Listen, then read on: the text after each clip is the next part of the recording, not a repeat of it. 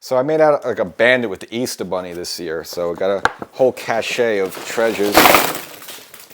A lot of stuff this, Snickers, Reese's. So I figure if we each take half, maybe we'll be able to knock this out in a couple hours. So we'll start off with the white eggs from Reese's.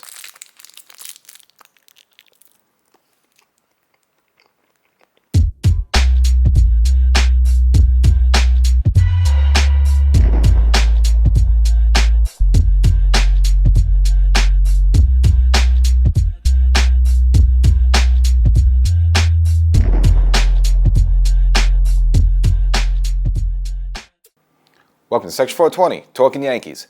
Well, the Yankees get robbed of a no-hitter in Tampa, as well as a home run. We kind of look back at that bizarre series there, where the Yankees even got a bit of scare. Ben Rice taking a ball off the elbow there, so I'll kind of give an update on that situation. As well as we'll look at Marcus Stroman. Of course, we know he's been battling the sore knee there. Well, it looks like his return to the rotation not going to be as soon as we thought.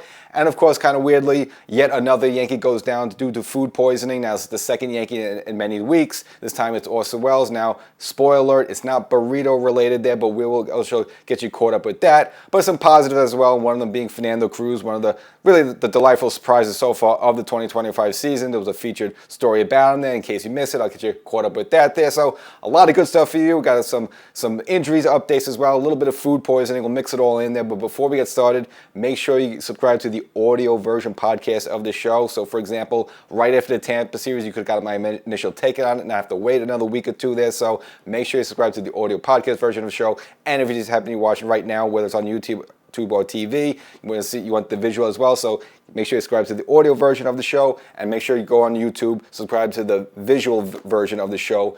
Get both.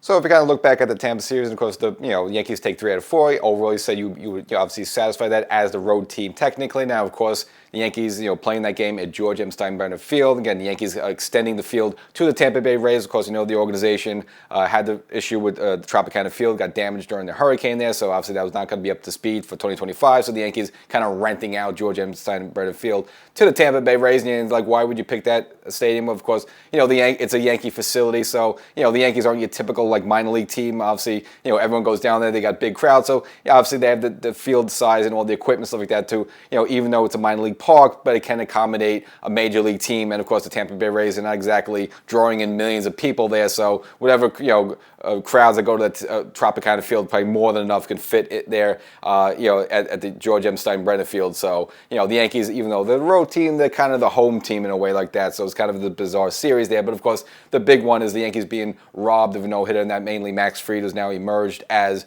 the Yankees ace. Not no doubt about it. Again, so far this season in the 5 starts.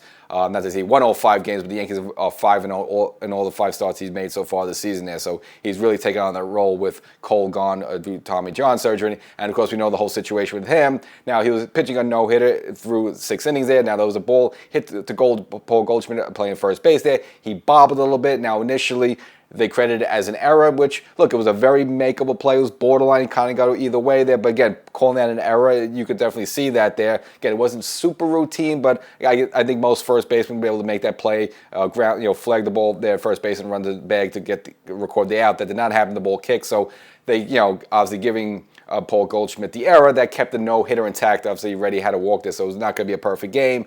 Now, this is kind of bizarre there. So Max Fried, you think you're on top of the world. Hey, you're working your way through a no-hitter. You're rolling here. The Yankees get through the 7th inning, and not only get through the 7th inning, but there was a pop-up in the center field there. Jazz playing second base, runs all the way over, almost covering into left field, makes an amazing catch there. And usually we have amazing things like that happen there. That usually means, the no-hitter or the perfect game is going to happen. Remember the whole situation with Mark Burley years ago? I think one of his perfect games, someone leaped over the wall and robbed a home run. It's like when things like that happen, you're going to get the perfect game or no-hitter there. So once Jazz made that catch, you figure, all right, he's going to be a shoo-in for all he has to get is another 6 outs there.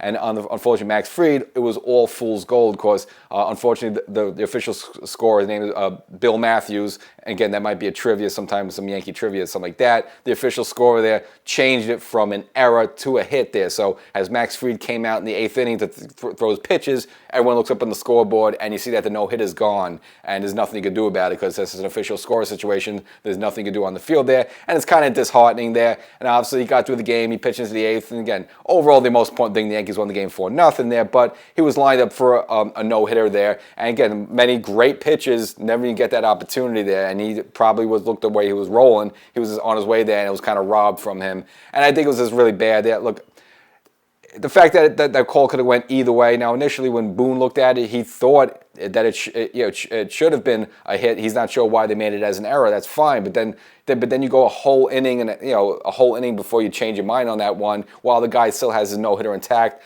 I think that was a bad display there. Now, I don't know if this guy is kind of like a Tampa official scorer. Yeah, some of the stuff works. Usually what the official scores do, whoever is technically the home team, they get the benefit of the doubt. So if giving someone an error benefits the home team, they'll give an error. If giving a hit benefits the, quote, home team, they'll give the hit there. Now, technically, even though this is the Yankees spring training facility in Steinbrenner Field there, technically Tampa Bay Rays were the home team there. So the official score kind of swayed from the error to the hit, which would benefit the Tampa Bay Rays. Obviously, you don't want to embarrass them being no hit like that, but I just thought it was a bad situation. Look, there's certain things that there's a game within the game. You could be technical about something, but look, for example, Jeter's final at bat there. Obviously, if you remember the situation, Brett Gardner was on first base. He steals second there. Now, Buck Showalter, as the opposing manager, could very easily come out of the dugout. Now, again, this is going to be Derek Jeter's final at bat at Yankee Stadium.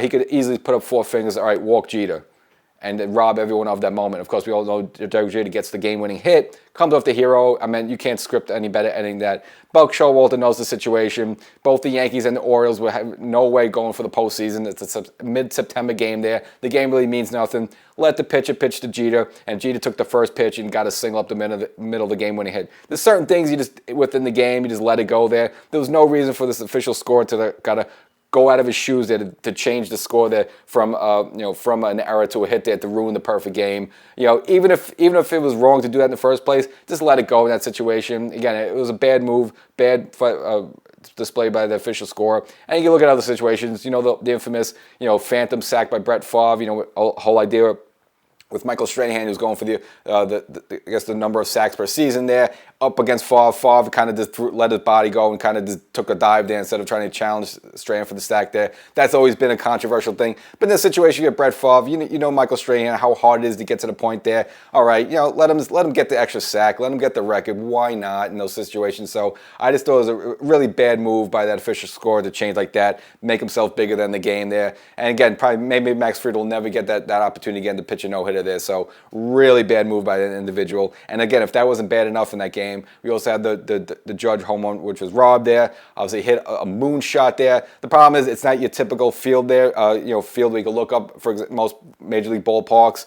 Balls aren't hit in that way, so you can tell right away if it's a home run or not. This is a minor league park, so kind of it was hard to judge whether the ball went on the wall or not. Obviously, replays afterwards and angle shot show it actually was a home run there. Now, Aaron Boone argued for that home run. He had to get himself tossed out of the game because of that. But again, just bad umpiring, bad officialing. Again, the Yankees took 3 out of 4, great. Of course, one of the blow-ups, we know the whole Devin Williams game, and kind of work that some other time there. But again, I really got to feel bad for Max Fried there. Really had a no-hitter robbed from them. But sometimes in those situations, what are you going to do? But the most important thing, Yankees take 3 out of 4. Now in the Tampa series, the Yankees got a little bit of scare. Ben Rice, who's been off to a real hot start of the season there. Again, we know with the exit velo and crushing the ball and all that stuff, and again, doing a good job filling in for the absence of Stanton there. Takes the ball off the elbow there now. Good news is that they did an x-ray there, showed negative there, so no damage there. But he did have a little bit of swelling that took him out of lineup for a couple of days. But again, nothing where he had to go onto the IL. And just you got to hope that it doesn't hurt, the sweet swing he's had to start the season there. Again, he's been kind of crushing the ball. We kind of went through that both in spring training and the start of this season there. And if you want to look at his numbers there, now, obviously, we're not going to do this every episode. And, I don't want to beat it to death. But because, again, we go back to the struggles a little bit of Juan Soto out of the gate a little bit. Only reason I mentioned that because Ben Rice took Juan Soto's number 22. So just for curiosity's sake, at least at this point, maybe want to compare it to the current Yankee 22, Ben Rice, versus last year's 22, which is Juan Soto. Just at this point in the season, just for mere curiosity, let's just take a look. Why not there? So Ben Rice right now hitting 288.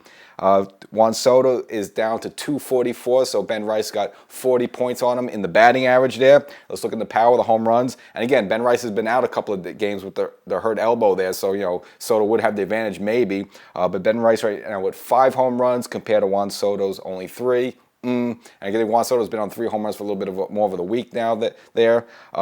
Hits about even there. Ben Rice with 19 and Juan Soto with 20. So Juan Soto got one more hit than him. Okay, it's great. And if I look at the RBIs, Juan Soto got him a little beat there. Again, Juan Soto's been playing a couple more games as this because Ben Rice has been out of the lineup with the swollen elbow. Juan Soto with 12 RBIs versus Ben Rice's 9 RBIs. So Juan Soto's got 3 RBIs on in there. But overall, if you look at the production there, what you're paying the guy, Juan Soto happens to be making $54 million. Ben Rice is making peanuts. Maybe you could say Ben Rice is making rice.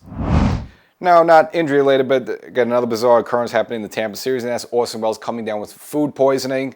Kind of what he mentioned, and Aaron Boone kind of mentioned, well, like some of these guys are getting what's called like a 24-hour sickness there. Now, of course, no one really knows what it is. Even Orson Welles doesn't know what it is. Of course, people want to point to he's doing, obviously these promotions now with the whole thing with the burritos, but he said it was not that. He said it was actually something that just happened to him as he was asleep there. He almost joked around that like someone poisoned him while he was asleep there. So we don't know if there was an actual food there, but again, the reason why this sticks out, this is the second Yankee in as many weeks to come down with food poisoning. Of course, we know it was Cody Bellinger in Detroit there. Now, his situation was he was ordering some hot wings from the hotel room service there, and I guess these wings weren't good there, whatever the case would be there, which this whole thing it's kind of bizarre. I mean, these players get like a stipend. I think it's like maybe like $75 per day there where they could go out and you probably get like the best food and the best quality there. I don't know why you're ordering like hotel room service where it's like, all right, these wings were probably stuck in the freezer for who knows how long there and not the best quality. I mean, you don't have to order the room service. I mean, there is like Uber Eats and Grubhub and all these things. You could probably get like a best steak from like, I don't know, a couple blocks away or something like that. So kind of weird situation. Now, the thing with Orson Welles, which is kind of interesting, that because he got food poisoning, he was not able to catch the Carlos Rodon game. Now was the game in Tampa where Carlos Rodon was good. Went 6 innings, shut out baseball, did have 4 walks there, so the walks are still an issue with him. But again, no big blow-ups and able to squeak away with a 1-0 win for the Yankees there. Now, let's just say, I don't, conspiracy theory, but the fact that it wasn't Wells catching Rodon, is that why Rodon did well? Hard to say that. I wouldn't put that because remember last season when Wells kind of was sort of shortly and kind of slowly taking over the major catching duties there. It was kind of Wells and Rodon seemed to have a little bit thing going for a while. In fact, Wells kind of became Rodon's initial catcher there, sort of caddy there, whereas Trevino was doing the bulk of catching for the other starters there. So Rodon and Wells kind of hit off there. So I wouldn't put any stock into the fact that Wells wasn't catching is why he did well in Tampa. I think of the fact that maybe just finally clicked in with him after getting bombed 3 games in a row there, giving him some big chunks. But unfortunately for the Yankees, Wells was back not soon enough and did have a home run in that Max Fried game there. So even though he was a little sickness for the Friday night game, came back 2 days later and hit a home run. So it looks like Wells, back to normal. And I guess staying on the injury/food poisoning front, but this one more on the injury, having to deal with Marcus Stroman. Of course, we had the situation in the Giants game there at Yankee Stadium. Bad weather, he had to be taken out. Wasn't effective in that game at all. And of course, after the game, we find out that his knee was barking on him. They showed really no structural damage, but he did have some swelling. Gave it a shot, and you figure maybe after a week or two he'd be able to come back and join the rotation. But of course, according to Aaron Boone, that really the pain hasn't really subsided there. He kind of feels the same way he did when he came off the mound there. Again, Boone chalks it up to a little swelling and nerve situation, which you don't want to hear that there. But it looks like he's not going to return to the rotation anytime soon. Not that you're dying to have him return to the rotation there, but you figure maybe the competition, him coming back, would maybe up the game with Will Warren and Carlos Carrasco, who kind of been up and down and not really overly impressive. Again, not as impressive have they been in the spring training. And of course, Will Warren in the opening game, Tampa obviously couldn't get out of the second inning there. Again, it was up to 40 pitches with an inning. Boone didn't want to tax him that much and ended up yanking it out. Now the Yankees won the game there, but again, not really a great start from him. And so far, hasn't been that impressive. Carrasco kind of the same there. He's had a couple of good moments there, but you would figure maybe with Stroman coming back, it would up the competition for those two to maybe pitch a little bit better. But now the fact that Stroman's not going to be back for a little bit of a while there, kind of leaves him lingering there. I don't think at this point you don't make any move to bring anyone else in there. I don't think Carrasco kills you. I don't think Will Warren's killing the Yankees there. But if they get to a point where they're not giving them much length, you can't keep going to the bullpen too early, even though the Yankee bullpen so far has been good for them this season there. But eventually they're going to start wearing out. You have to keep calling on the second and third innings. Now, last episode, it beat up on Jazz, but mainly because of his low batting average. Again, we liked all the positives he brings to the Yankees.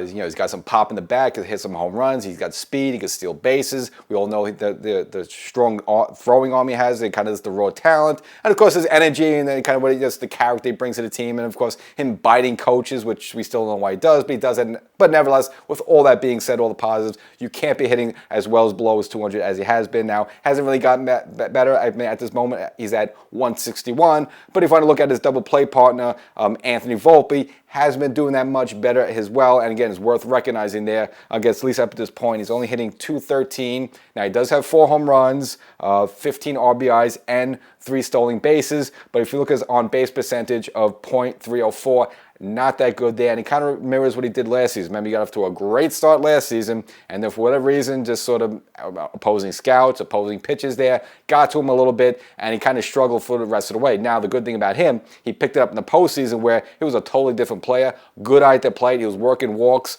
laying off tough pitches there, so you figure he would bring that into this season. Well, that really hasn't been the case. I mean, he did get off to a good start, as we know there, but kind of faltering a little bit at 213. He's got to be doing much better there. Now, the good saving grace for him is that so far at this point of the season, he has 12 double plays, a credit to him, but he only has 1 error, so that's good. Now, if this was back in the day in the late 80s and 90s, well, you wouldn't mind that because typically that's what your shortstops were. They were barely a 200 hitter, and all you ask for them is play good defense up the middle, which Anthony Volpe's been doing, so fine there. But we're in a little bit of a different age, and we expect a little bit more for him there, so he should be hitting well over more than this 213, so hopefully he picks it up. Again, the version he was in the postseason was great, so I don't know what happened to that Anthony Volpe. Again, good at bats there, fouling off pitches, taking walks. I mean, it was a totally different guy there, so I don't know what happened. So hopefully that Anthony Volpe appears more at the plate there. And another Yankee worth, needs a little slap on the head there, and that's, of course, the new guy, Cody Bellinger.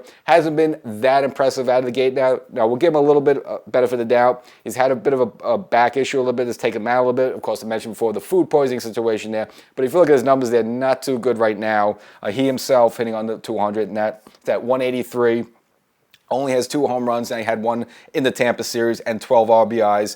Again, you expect a little bit more from him. I know he wasn't going to be a 300 hitter, and he wasn't going to replace Juan Soto totally there, but you at least expect him to hit over 200 there. So, he really needs to pick up the slack. And again, he's a former MVP, so you expect much better for him. But again, some of the positives there defensively, he's been good for the Yankees. He's been able to play all the positions and go late innings in the games where the Yankees got to move some guys around there. He's been able to do that seamlessly. That big diving catch there. One of the games, I guess that was at one of the home games, he had the diving catch right field to end the game there. So a good clutch catch there. So you like a lot of things about him there, but again, he needs to pick it up at the batting average. Now, the fact that he's been struggling, hurt a little bit out of the lineup, that has been good for Trent Grisham. Again, he's been taking advantage of that opportunities, and we've been highlighting him on some previous episodes there. So even though when Bellinger's been failing a little bit at the plate, it's opened the door for Trent Grisham there to kind of contribute there. So Yankees still getting production out of you would call the center field position, just from different players. But for Grisham, obviously he's going to take a little bit of a leave away from the team for a paternity leave. Yankees had that also with Devin Williams a couple weeks ago as well there. So, but Bellinger and Volpe got to be doing a little bit better with the batting average, as well as Jazz. You can't have 3 guys like that just hitting around 200. All 3 of them are much better than that.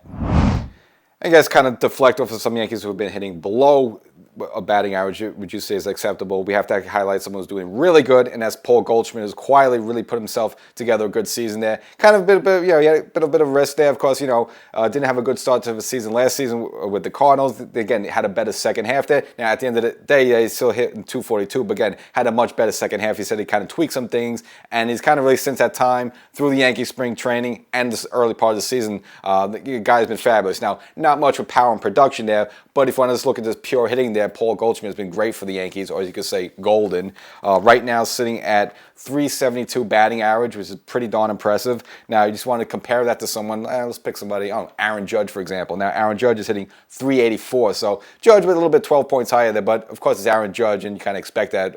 And of course, 384, Judge is not going to hit that, not going to be hitting that, a couple months from now. But just showing, just in comparison, how the two have been really hitting well out of the gate there. Paul Goldschmidt at 372, not too shabby himself. Now, as mentioned before, only has 1 home run, 7 RBIs, so he's not really giving much production, but he's getting on base, and that's the important things, and allow the guys behind him to drive him in there. And if you want to look at his hits so far at this point of the season, 32 hits there. Now, if you want to just compare it to somebody, I don't know, I could pick out Aaron Judge, for example. Aaron Judge has 33 hits there. So the Yankee captain, the MVP, has 33 hits. Well, Paul Goldschmidt right there with 32 there. So to show how impressive Paul Goldschmidt is there. And ironically, the two of them have a relationship because we know the whole backstory of Aaron Judge and Paul Goldschmidt working out together in the offseason, the whole deal there. And so for the Yankees, Paul Goldschmidt has been everything you could ask for there. Would you like a little bit more power? Yeah, but again, the way this is spraying the ball all over the place and just being a good veteran, playing some solid defense at first base. I know he kind of bobbled the ball there with the Max Fried no-hitter there. Maybe if he handled better, the no-hitter would happen. I'm not going to blame him for that. But for the Yankees, getting more than the money's worth of Paul Goldschmidt, even doing this at age 37 there. Again, he's a former MVP tape player himself there. And I know he only had that one little injury scare there in spring training where he had to come out a little bit bulky back. But overall, so far, has been rather healthy there. So if he keeps that up there, having a really good season for the Yankees there. And again, light years better production you're getting at first base than you were getting in the years past with Anthony Rizzo. And of course, you could miss it. I mentioned at the top there was a feature story by Brian Hoke at the Yankees.com. He's kind of the beat reporter for MLB.com for the Yankees there. And kind of featured Fernando Cruz, kind of how he transformed himself. Remember, the Yankees traded for him in the offseason for Trevino there. And he was always seen as a guy with, raw talent as he could strike you out, but a little bit wild there. Walk a lot of guys and stuff like that. So, the whole idea was kind of bring him here, fine-tune him, and kind of make kind of what they did with Clay Holmes. Clay Holmes was a bit of a raw talent with Pittsburgh. They brought him here. They fine-tuned him there. And at least for a while there, it was closing games for the New York Yankees. It doesn't get better than that there. And of course, now Holmes playing for the Mets. But for Fernando Cruz, he mentioned that his sort of journey was in spring training. And I guess one of the bigger influences was longtime Yankee bullpen coach Mike Harkey there, who kind of got, sort of made him this change his ways a little bit, and they kind of maybe say you don't have to throw 100 miles per hour, and he felt like a lot of times he was doing that in his career, and it was making him fall off the mound there, and we didn't have the command he had there, and they kind of went through the 6 weeks there of spring training, not only pitchers and catchers warming up, but the actual spring training games, and again, there was some games there where Cruz was getting knocked around a little bit. It was like, is this working or not working there, but it all finally clicked in there, but he credits Mike Harkey to that, and again, Mike Harkey been around for a long time, been around some good closers, such as Mariano Rivera, for example, like that. So he's kind of seen it all, and he kind of mentions that his splitter, Cruz's splitter, is actually the best he's ever seen there. And some other Yankee players have said that, such as Carlos Rendon there, Aaron Boone there. So I guess whatever they got into this guy's head there, they transform into a completely different pitcher now. And again, the results have been paying off. And so far this season, in 10 games, record-wise, 0-0. Okay, we'll find that. But we'll look at his swing and miss stuff.